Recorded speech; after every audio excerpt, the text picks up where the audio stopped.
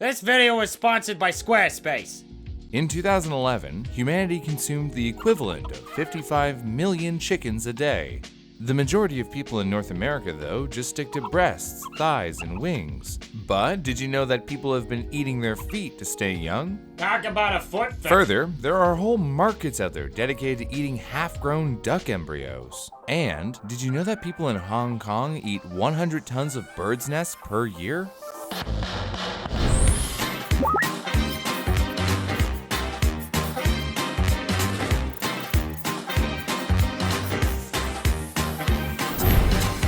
International cuisines can be strange, or even scary at times. We just need to keep in mind that no food is normal.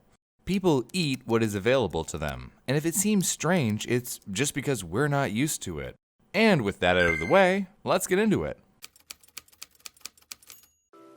Eating chicken feet for our North American audience might seem a tad odd, but they are a side dish and an ingredient in soups and stir-fries across the world, anywhere from China, Russia, Mexico, and South Africa to name a few. Those who swear by the health benefits of chicken feet do so primarily because they are rich in collagen, one of the most common proteins in the human body, which helps with the development of bones, skin, muscles, ligaments, and tendons. It also provides structure to tissues and can be found in cartilage, which cushions our joints.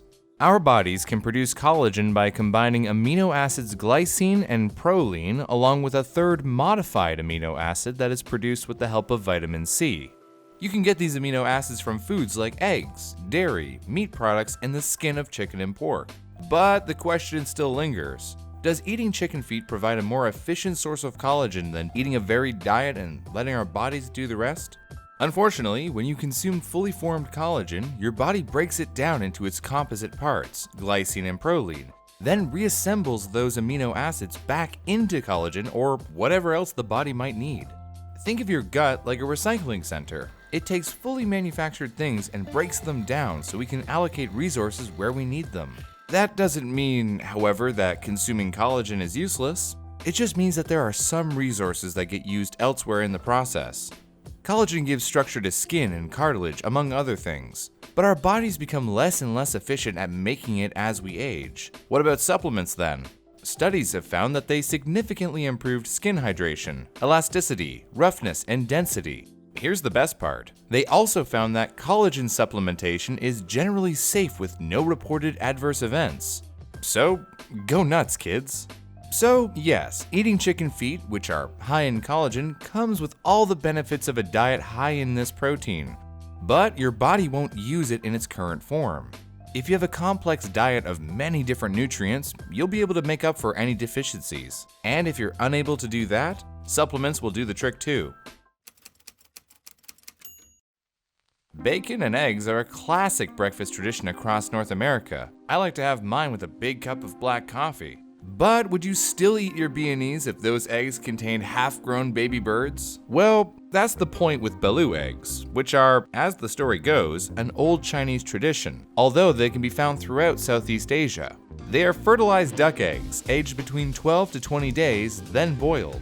It is thought that the more developed egg, the more masculine you must be to eat it. It is also consumed by pregnant women to encourage a healthy pregnancy. But we're going to focus on Balu as an aphrodisiac? Cover your ears, Bean. Balu is generally eaten by slurping out what is lovingly referred to as a broth from the eggs, and then, using a spoon, scooping out the partially gestated duck and eating it, bones and all. But don't worry, since they're not fully grown, the bones aren't hard, so you won't choke on them. Oh, and if you're a fan of bagels, you'll be happy to hear that the yolk has the mouthfeel of cream cheese. You know, that doesn't actually make me feel better for some reason, Brew. Balu eggs are packed with protein, beta-carotene, and vitamin C. They contain a good amount of B vitamins and minerals as well. Setting aside the, aphrodisiac qualities, Balu eggs seem to be a healthy source of many different things our bodies need. That being said, the FDA, in a 2009 report, noted that the temperature and humidity inside Balu incubators are conducive to the potential growth of salmonella organisms. So there is some risk involved with the consumption of Balu, and that should be considered before you dive in. Now, concerning Balu's aphrodisiac qualities, First off, an aphrodisiac is a substance that is used to increase sexual desire and or pleasure. They work two different ways, mentally and physiologically. That is, they either get you in the mood by getting you thinking about it, or they chemically induce arousal in the brain.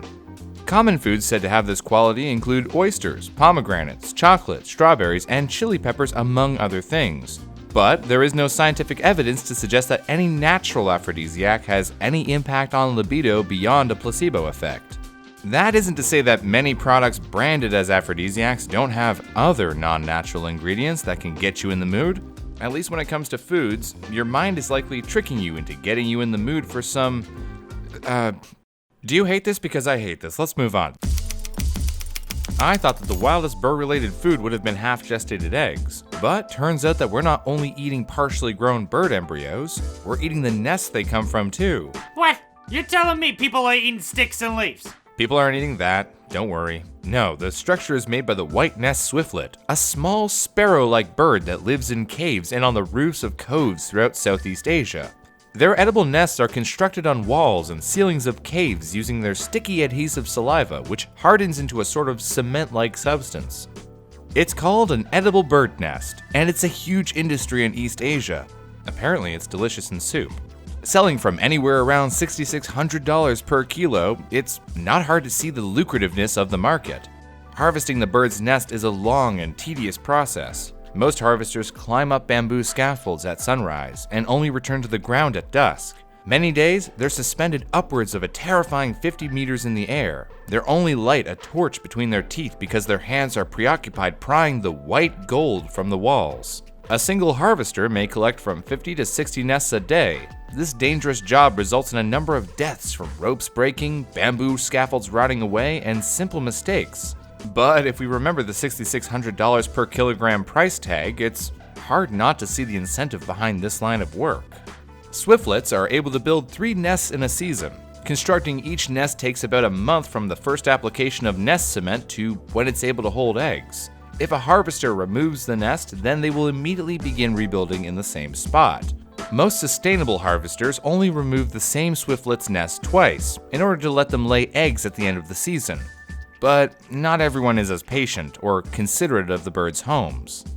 And you knew I was going to ask, what could be so great about some nests made from bird spit?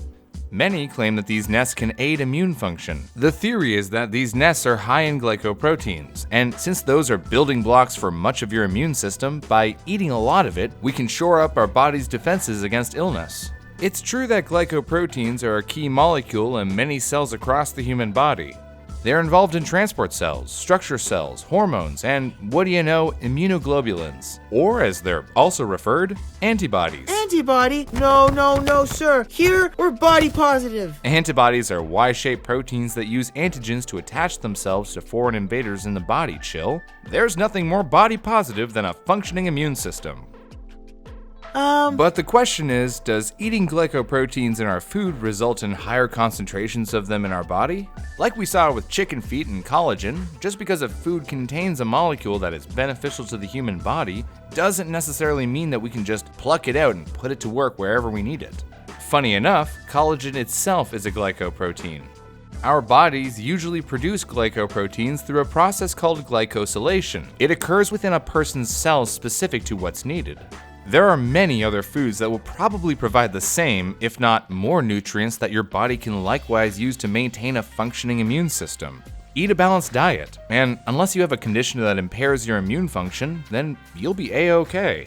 And look, those other foods probably don't cost upwards of $100 a bowl. In the words of late travel and food writer Anthony Bourdain, I think food, culture, people, and landscape are all absolutely inseparable. Our histories are intertwined with the food that was available to our ancestors, and what is available to us now. Just because a food seems strange to you doesn't mean that it's wrong. And at the end of the day, whether it seems unnatural or strange is irrelevant. Bourdain in his wisdom asked, do we want to eat without fear? Tearing into the local stew, the humble taqueria's mystery meat, the sincerely offered gift of a lightly grilled fish head. I know what I want. I want it all. I want to try. Whether you're building a business site or hosting your own hobby blog, Squarespace makes it easy to build your own website with their all-in-one feature suite. Wait, what's going on? Bro, I gotta say, this food feature has lit some kind of fire in me. Oh, no, not that again. I'll go get Not that kind of fire. With the help of Squarespace, I put together a blog focused on my new passion. Unusual foods from around the world. Did you know in Sardinia, they serve a cheese that's just filled with maggots? While in Iceland, they have a food that's just fermented shark. Oh, yeah, it's called Hauka. I know what you're thinking. Grill, I don't know a thing about web design. Don't worry about it. Squarespace's drag and drop system and birth of terrific templates makes it easy for anyone to build a blog. So thanks to Squarespace, all you lovely people can learn about all the crazy cuisines out there. From alcoholic sparkling milk to Pop-Tarts. Pop-Tarts? Have you seen those things? They're just like candy-covered cardboard that fruit haphazardly glanced at. Ring ring, it's diabetes. We want our breakfast back. Squarespace makes websites a breeze to build. And it even let me set up an email campaign to keep my fans updated with all the latest on fantastical feasts. Plus, with integrated social media support, you can share my thoughts with the world on platforms like Facebook, Reddit, Pinterest, and Twitter. What about the really exciting parts of web development, like analytics and data collection? Wonder no longer, cause Squarespace also offers integrated analytics so I can track which content has the best pull. Oh my, look at all those sassy statistics. Can I? Squarespace even lets you donate. When you love my blog, you can donate to me so I can make a trip to the world-famous food museum in Malmö, Sweden, and experience these diverse flavors for myself. Choose Squarespace when working on your own site, whether it's a blog or portfolio. Start your own site with a free trial and get 10% off your first purchase of a website or domain today at squarespace.com/bro.